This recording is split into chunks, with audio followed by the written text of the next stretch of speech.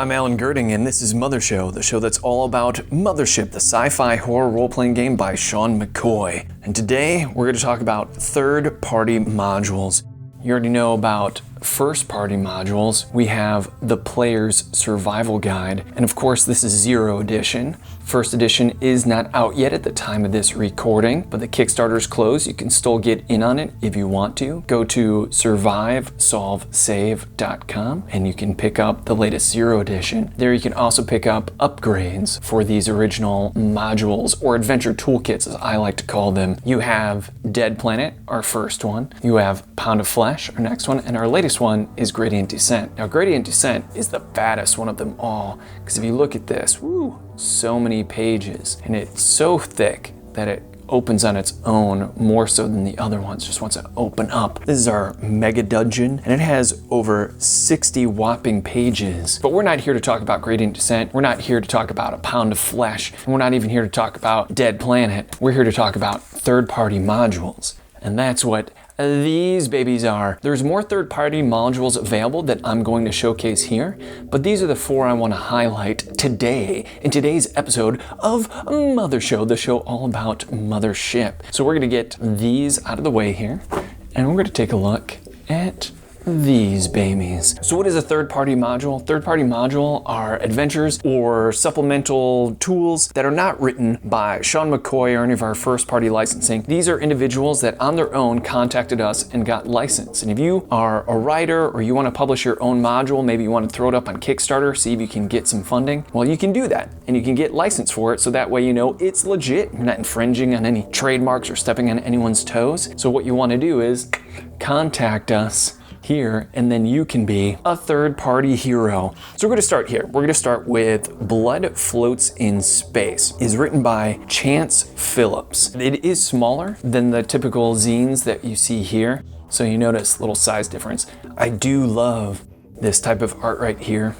And if you look, this cross-stitching on the side that's red, oh man, that's glorious. This is the thinnest of the 4 that we'll be looking at today, as it has only about 28 pages, but I love the brilliance of having quick reference trinkets table on the back. So here's a redone trinkets table to fit more into the world of Blood Floats in Space. So what is Blood Floats in Space? Well, if we open it up, we get our nice little introduction here. Blood Floats in Space is a new setting for Mothership that details the Empire without borders, massive, slowly splintering confederation ruled by the Sovereign, a ruthless dictator who has shed her physical form in favor of existing as a mind fully detached from material destructions. So what's the big appeal of Blood Floats in Space? In my opinion, one of the big things is this world that they're creating with an empire and having these different factions, but also psychic powers. So if we flip through this, you're going to see awesome art, but you're also going to find that there is a huge reference to psychic powers on this. This gives me a strong Warhammer 40k vibe. Oh man, look at this one. That's amazingly good art. The Mindor. Look how gigantic that dude is. I love this art. Who did this art? Let's look at this credits. Writing by Chance Phillips. Cover art, Andrew Walter. Nice work, Andrew. Interior art, we have a few people here. Page 13 and 12, SBP. So SBP is Scrap Princess. Yeah, it's gotta be, right? Psychic powers. So if you thought that your Mothership games were missing some type of powers, you can check out Blood Floats in Space. Give you some examples. Does reality matter when you can make others perceive what you want? This is interesting. Instead of giving it just like a one-word type of spell explanation, it's giving you an entire sentence here. Extend your self-control to the cellular level. What? That's more of like Force type stuff. For every psychic that dies due to their own folly, another dies in a psychic duel. Look at this. We got some scanners going on here. I love it. So this right here, Blood Floats in Space, gives you a lot of ideas for psychic powers. It even has its new character sheet. If you look, again, this is for 0 edition, not first edition, although there will be plenty of easy compatibility of transitioning your 0 edition third-party modules into first edition. We have another video that describes that in greater detail, but here is another table. I love tables. And here's something that's always interesting about the tables for me as we look at these. Are the tables from 0 to 99 or from 1 to 100? And here, if you look, this table that starts here for rumors, which I love rumors, is from 1 to 100. But you have your rumors table there. Nice, neat, beautiful, small. Again, love the red cross stitching. Let's go to Primeval. Primeval? No, Primeval. That's how I'm pronouncing it. Nice, sleek, third-party label right there. Pretty hefty. The Lone Archivist. The year is 3032. You are part of a special task force gathered by the megacorp Takahashi Advanced Genetics, or one of its competitors. One of their chief researchers, Dr. Yui Watanabe, has failed to respond to her last 2 check-ins. Since then, no one at the company has been able to raise her nor any of the personnel housed at the research facility.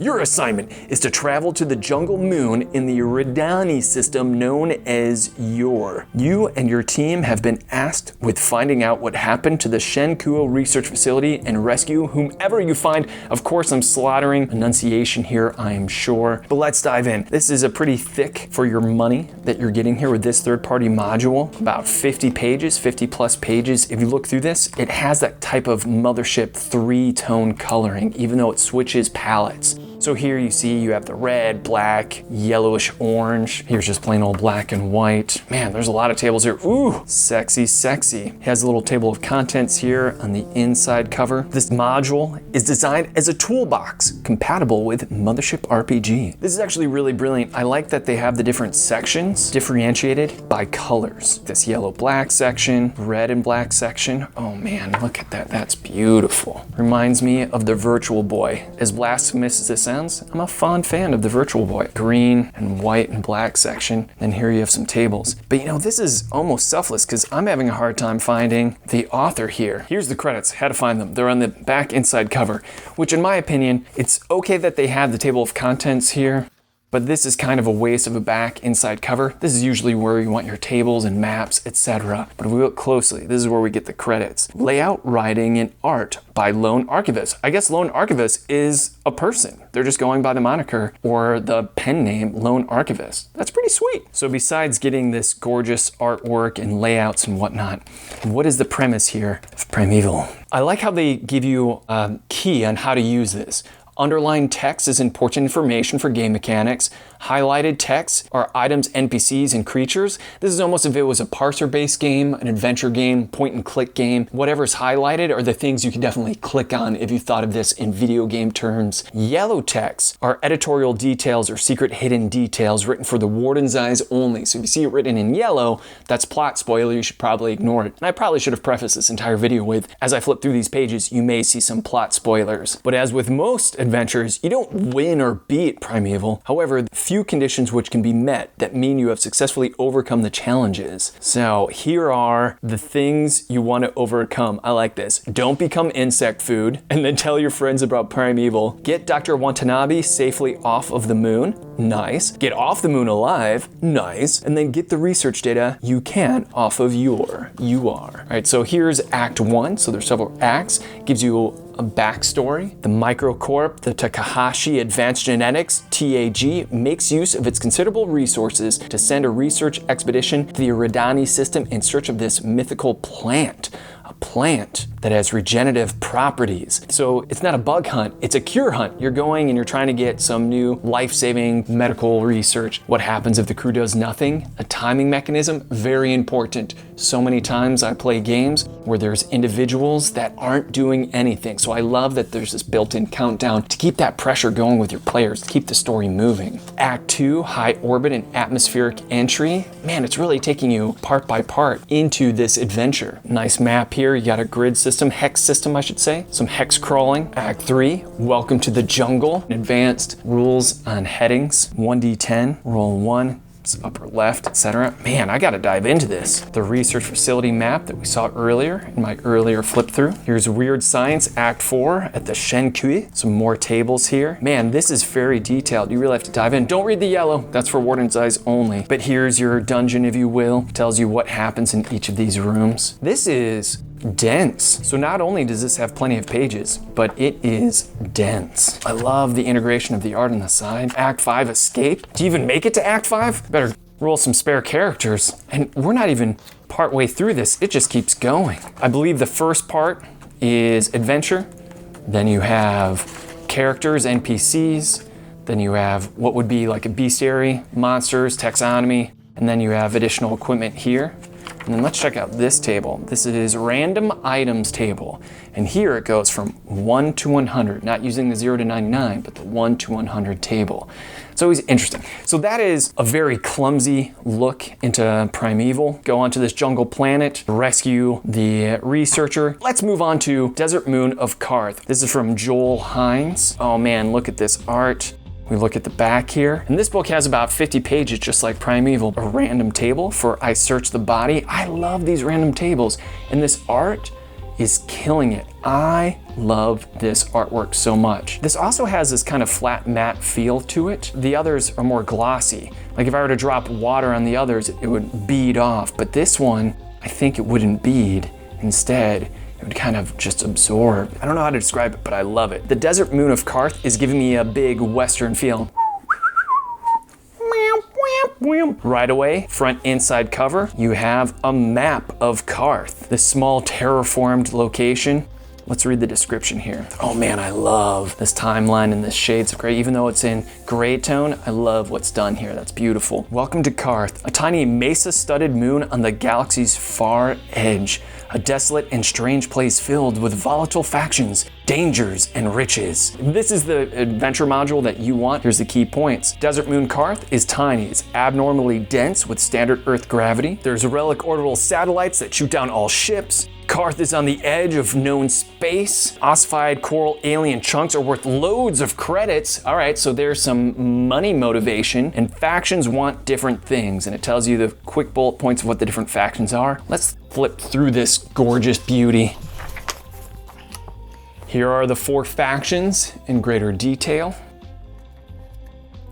If the players do nothing, all right, here's the motivation. Whereas in Primeval, they had this timing mechanism to keep the players going and going. Here's some things to keep in mind if the players are doing nothing. One potential future out of many. Some special rules for addiction to coral dust, whatever that may be. Oh, I'm excited. Here's a rumors table, 1d10 table for rumors. Desert point crawl travel, that refers to this point crawl, I believe. Nice.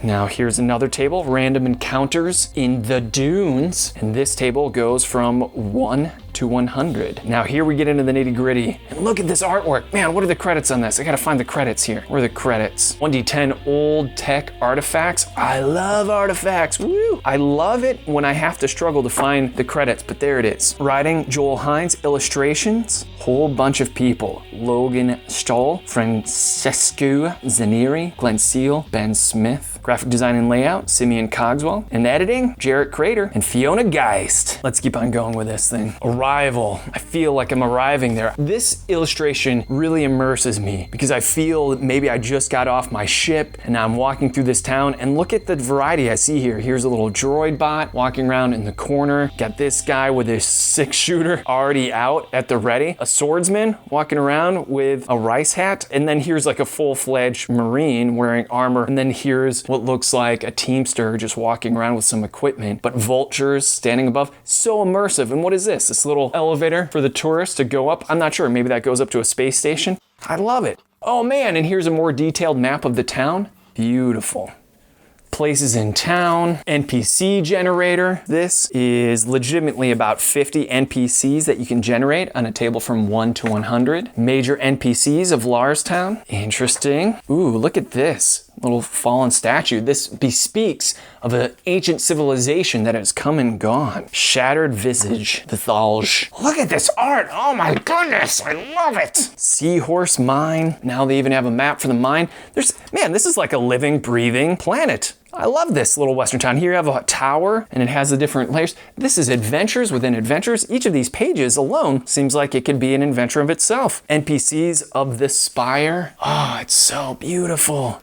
I just want to play it so bad. All right, now we're getting some of the baddies. Ship graveyard. This is probably from the orbital satellite shooting everything down. Privateer crew. What do the Rangers believe? Oh my goodness, this is insanely good. Another NPC, more areas, more art. This has as much art as a comic book almost. There's page of artwork. This is worth the art alone. Old Rejuvenation Center. Here's a table for ancient medical machines among the ruins. Quarry and bounty hunter generators. What? You got a whole system for bounty hunters? This is totally worth the bang. More creature sections inside of a sand squid. Oh, this is insane. Can't wait to have a sand squid eat my party members and they have to venture through a living thing.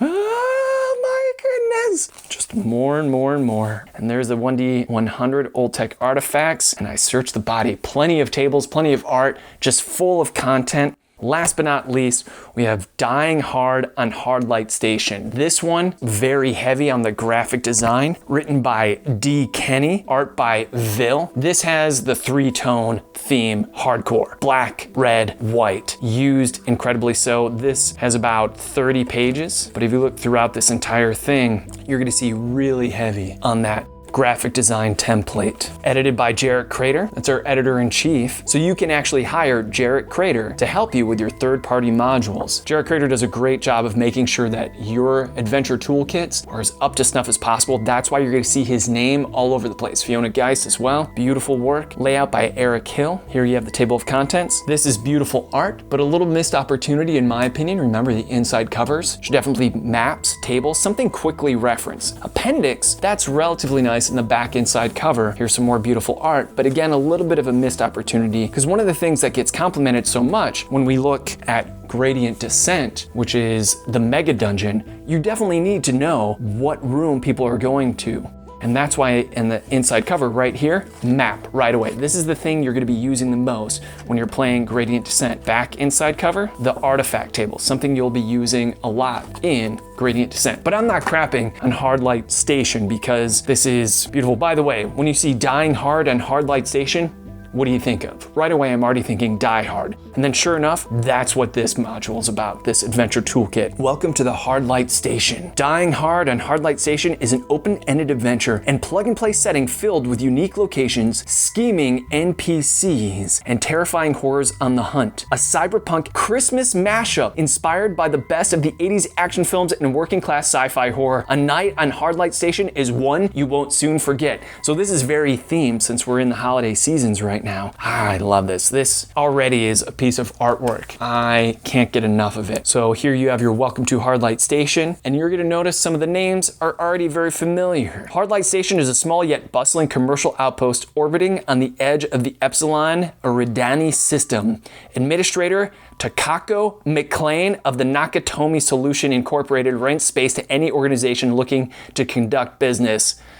Oh man, McLean, Nakatomi, obviously Die Hard stuff here. Here it tells you how to use the module, how to win in quotes, possible scenarios, rescue your friends in the health tech facility, team up with Black Shield, hide out while hybrids make mincemeat of everyone, join the Administrator McLean. By the way, plot spoiler, maybe I shouldn't read these. Overload the reactor, and there's other ways to use this module. So let's do some quick flip throughs here so we get this idea. And again, a big emphasis on art. Of course, I appreciate the art. So when quarantine fails, Black Shield is here on a mission. They want samples of the Tau Sigma substance, the Crimson Goo, and they're rounding up health tech personnel looking for a way into the research facility. So another kind of get in and retrieve technology type of mission by the sounds of it. Hell unleashed from health tech. Uh-oh, virus got out. The Black Shield Mercenary Company. Here we have a faction, the Black Shield Mercenary Company. That is just, whew, man, some good art there. Nakatomi Solutions Incorporated. So here's like another faction, if you will, the Nakatomi Solutions Incorporated. Now here it breaks that red, black, white theme and switches to a yellow motif. This is your map. And again, I'd almost rather see that like somewhere on the inside cover, but I appreciate everything here. The core invasion ground, security and administration, the docks, health tech module, enter the devil's mouth. So this is more about going from location to location. And here is the Hardlight Station Gazetteer, a guide to the people and places. So I like that this is kind of newspaper themed, but here's the D10 rumors table. Here's D10 ways to blow a month's pay in 5 minutes and other useful services. more tables. D10 mostly legal things Sad Jack is selling. Mostly legal things Sad Jack is buying. D10 contracts on offer. Again, I love tables. Tables are so immersive and fun, and here we have a whole section full of them, and it's color-coded, so if you're flipping through this quickly, you can reference, oh, where are my D10 tables? Oh, it's the white section. Where's the map? Oh, it's the yellow section. Where's the character and background? Oh, it's the red section. So I do love that color coding that this adventure toolkit is doing. And then here is the horror on Tau Sigma 7.